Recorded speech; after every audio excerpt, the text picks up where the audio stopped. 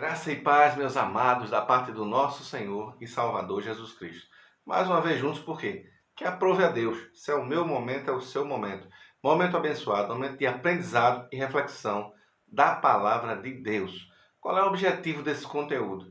É alcançar de alguma forma o teu coração, chegar até você com a mensagem do Evangelho que não é distorcida, mensagem do Evangelho que não está aqui com emocionalismo barato, com show de imagem, nada disso. Apenas a pura palavra do Evangelho. Palavra pura, palavra que liberta, que renova, que muda, que salva, que purifica, que ensina, que nos confronta, que nos consola. É dessa palavra que nós estamos falando, palavra de Deus. Não alegoria, fantasia, achismo, o que eu acho, o que eu penso, o que eu imagino, nada disso. Apenas a palavra de Deus. Esse é o nosso compromisso. E se você gosta desse conteúdo, você não esquece de dar o like, o joinha. Você se inscreve se você não se inscreveu ainda. Você ativa o sininho e você compartilha o vídeo com os seus amigos, seus grupos, seus amigos. Você compartilha o vídeo, tá certo? E aí você vai abençoar outras pessoas. Outras pessoas serão abençoadas. Para nós, nesse momento que fez o Senhor, segundo livro dos Reis, capítulo 5. Segundo livro dos Reis, capítulo 5. Uma história que eu gosto demais. Uma história que eu gosto demais. Que é a história do general Naaman. Segundo livro dos Reis, capítulo 5, do 1 ao 19. A gente não vai ler porque o texto é grande, a gente vai ler somente alguns pontos principais. Eu sei que você já conhece a história e se você não conhece, você lê em casa, tá certo? Porque é uma história ótima, eu gosto demais dessa história do profeta Eliseu e o general Naaman.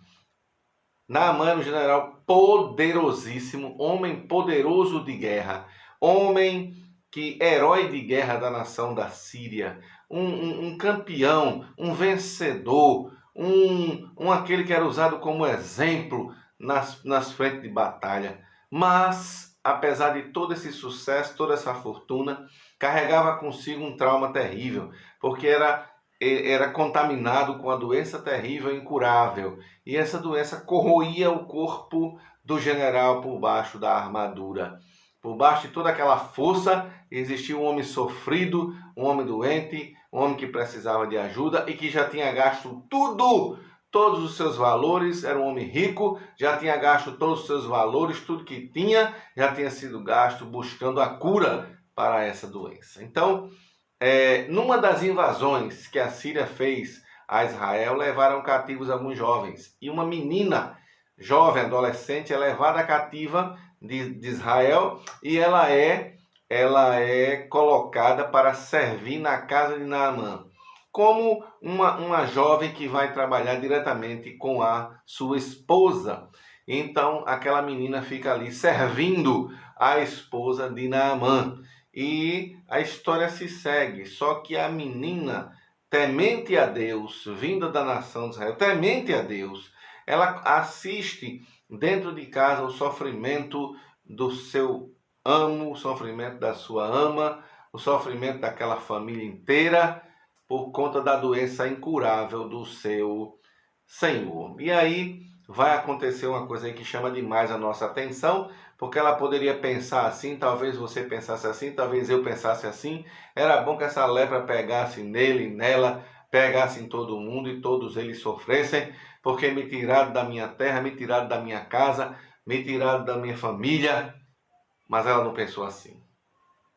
Ela pensou com compaixão e pensou que aquilo que Deus faz tem um propósito. Tudo, presta atenção, meu amigo, minha amiga, meu irmão, minha irmã. Tudo aquilo que Deus faz tem um propósito. Tudo aquilo que acontece na tua vida, na minha vida, tem um propósito. Tudo aquilo que já aconteceu na tua vida e na minha vida tem um propósito de Deus ali. Louvado seja o nome de Jesus Cristo. O que a menina fez? Falou com a sua senhora que se o seu senhor, Naamã, fosse a Samaria, lá encontraria o homem de Deus e ele o curaria da sua lepra. E aqui chega o primeiro ponto para nós, nesse momento abençoado, ouvir.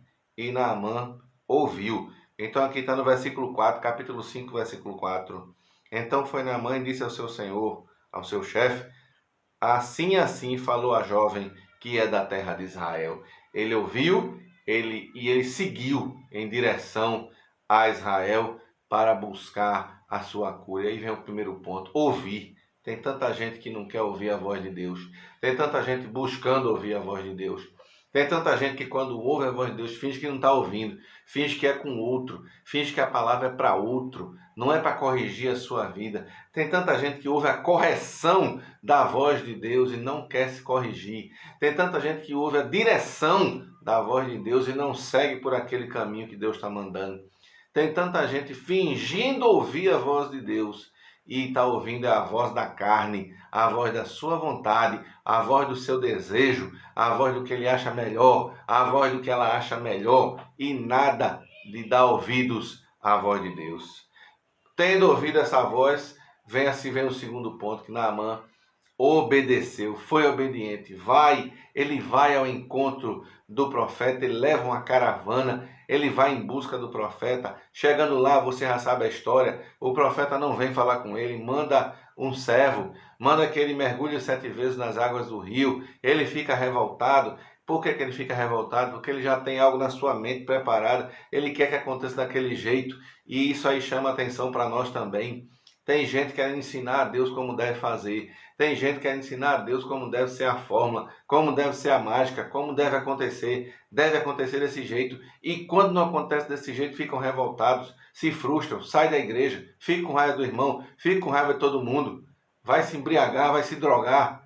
Porque não aconteceu do jeito que eu queria e não é do jeito que você quer e não é do jeito que eu quero. Nós temos estou falando de um Deus, meu amigo, minha amiga, meu irmão, um Deus soberano sobre todas as coisas, e a sua vontade ela é boa, perfeita e agradável. A minha vontade e a tua vontade é uma vontade caída, uma vontade destruída, uma vontade corrompida. A gente pede coisas que vão nos fazer mal, a gente pede coisas que vão machucar outras pessoas.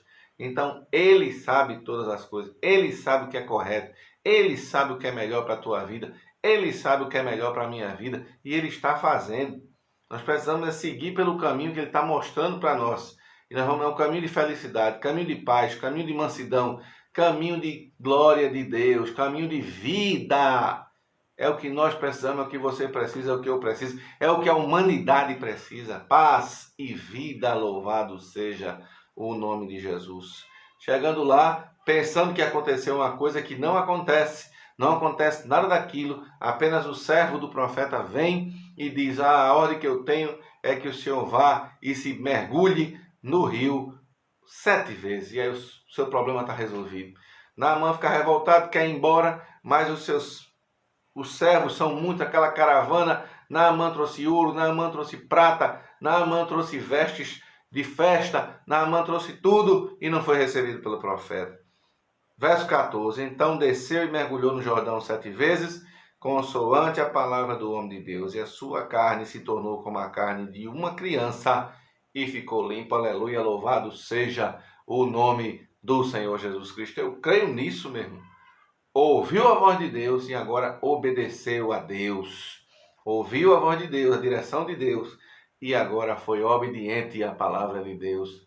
Ele não ficou curado no 5º nem no 6º, ele ficou curado no 7º mergulho. Depois que ele obedeceu à voz de Deus no detalhe, obedeceu à voz de Deus em todos os detalhes. Você tem obedecido à voz de Deus? Você obedece a Deus? Você quer receber as bênçãos de Deus, mas você obedece a Deus? Você sabe que Deus existe e que Ele abençoa, mas você tem obedecido a Ele? Você quer fazer o que você quer, o que acha melhor, o que acha correto, o que você pensa, o que você conjectura, o que está na tua mente, é isso que é o bom. Você esqueceu Deus, você quer fazer a tua vontade, e a tua vontade é caída, é corrompida, igual a minha. A vontade de Deus ela é boa, perfeita e agradável. Então obedeçamos à vontade de Deus. E agora nós chegamos no terceiro ponto, porque Naamã tenta pagar, retribuir, de alguma forma ofertar ao homem de Deus, com todo aquele ouro, toda aquela prata, tudo aquilo que ele trouxe. O homem de Deus que aqui não quero nada, meu amigo, não quero nada do que você trouxe. Eu não quero nada. E Naamã, ele vai dizer assim: então perdoa o teu servo. Naamã é um sírio, e lá na Síria, Rimon é a divindade adorada. Ele diz: quando o meu rei entrar no templo de Rimon, ele pega no meu braço forte, ele se apoia no meu braço, e eu vou ter que entrar também ali, mesmo sabendo que aquela divindade nada pode fazer por ninguém, porque eu já sei que quem pode fazer é o Deus vivo, é o Deus Israel. E agora vem o terceiro ponto, que é a continuidade. Já ouvimos a voz de Deus, já obedecemos a Deus, mas muitos param no caminho. É preciso ter continuidade. Versículo 17, Naamã disse: se não queres nenhum presente, peço que ao teu servo seja dado levar uma carga de terra de 2 mulos, porque nunca mais oferecerei esse teu servo holocausto nem sacrifício a outros deuses, senão o Senhor. Ele queria levar a terra, porque ele ia fazer um lugar com aquela terra, a terra de Israel, e ele ia se ajoelhar em cima daquela terra e adorar o Deus verdadeiro. E pediu perdão a Eliseu. Eliseu disse: vai em paz, meu amigo, vai em paz, vai em paz. Quando eu entrar naquela casa, onde está ali, que foi erguida para Rimon, é a mesma coisa que Eliseu estava dizendo: aquilo ali não serve para nada, aquilo ali não quer dizer nada. São deuses mudos, deuses paralíticos, deuses surdos e cegos que nada pode fazer. O que você já entendeu, louvado seja o nome de Jesus, é que existe um Deus verdadeiro e ele está aqui. Então assim foi, e nós aprendemos com a vida do general Naamã, daquela menina anônima, nós aprendemos tudo isso. Que Deus te abençoe e te guarde, proteja a tua vida, proteja a tua casa, no nome de Jesus Cristo. Amém? Você está esperando pela pergunta bíblica. Eu vou fazer uma pergunta dentro dessa história, na continuação dessa história. Geazi, o profeta, não recebeu doações, mas Geazi, o servo, vai querer receber as doações e vai receber uma punição. Qual foi a punição que Geazi recebeu por tentar receber os presentes que eram para o profeta Eliseu? Que Deus te abençoe e te guarde, guarde a tua vida, guarde a tua casa, guarde a tua família.